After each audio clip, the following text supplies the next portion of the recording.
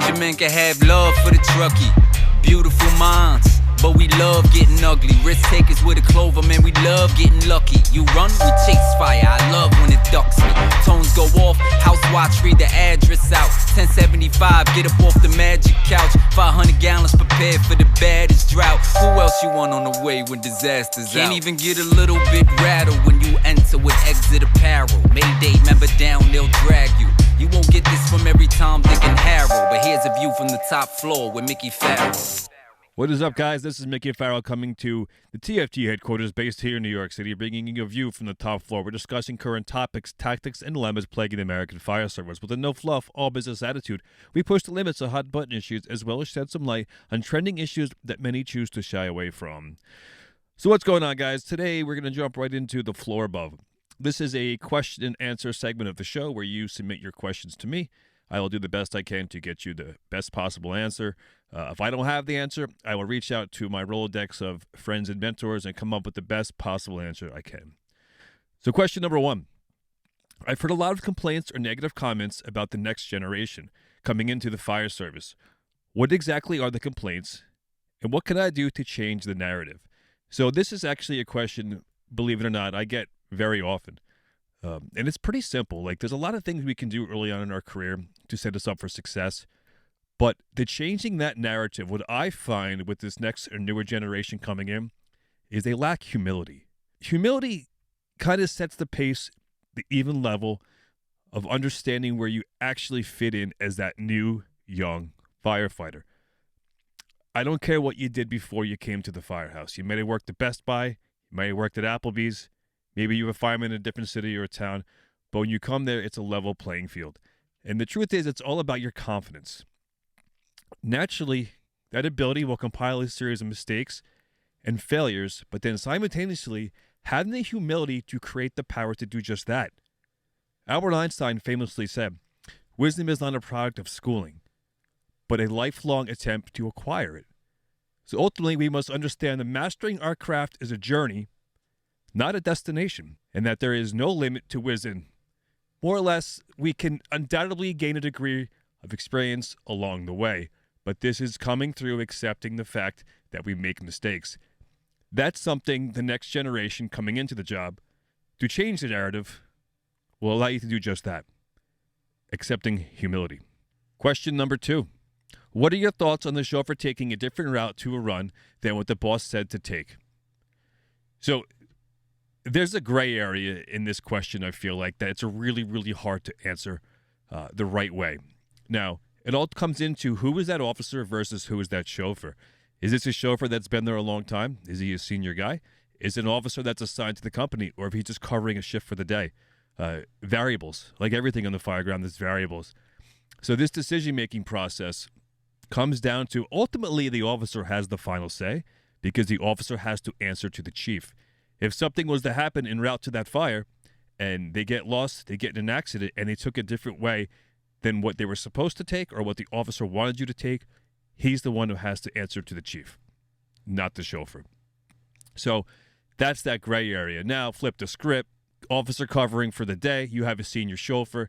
He should know the right way to go, and he should put that officer somewhat not in his place, but with a confidence level of professionalism, letting that officer know that, no, this is the way we take it to this route, to this fire. Tough question to answer, but it's a great question. I think it's a game time decision, a lot of variables behind it, but ultimately in the end, the officer has the final say, but a good chauffeur can probably override that sense of dictating what the officer wants to do in that moment by being confident. Number 3, if you were the roof man at a fire in a 6-story new law tenement, good body of fire on the 3rd floor, at least 2 roofs going, and it's the middle of the night. As the roof man, are you staying on the roof after your main duties are complete? Or are you dropping down to the top floor? Variable, water on the fire or not? So there's a lot of depth in this question. One thing I want to focus on, it says right here, after your main duties are complete. Now, I truly feel that when you're fighting a fire in a new law tenement or an H-type, your main duties as a roofman are never really complete until we are into the secondary search stage of the fire. We always have to maintain integrity of staying on that roof. For number one, that's your roof. That's your position. You own it. But once our primary duties are done, finding a second means of egress, securing the roof is a good roof to be on. Now, granted, the fire's on the third floor, but it's the things we have to go through our mind, the mental checklist. Forcing the bulkhead door, searching the top of the bulkhead, and addressing all natural vents. Looking for any shafts enclosed or open, and then we start to look for tie-off points in case we have to put that rope into operation.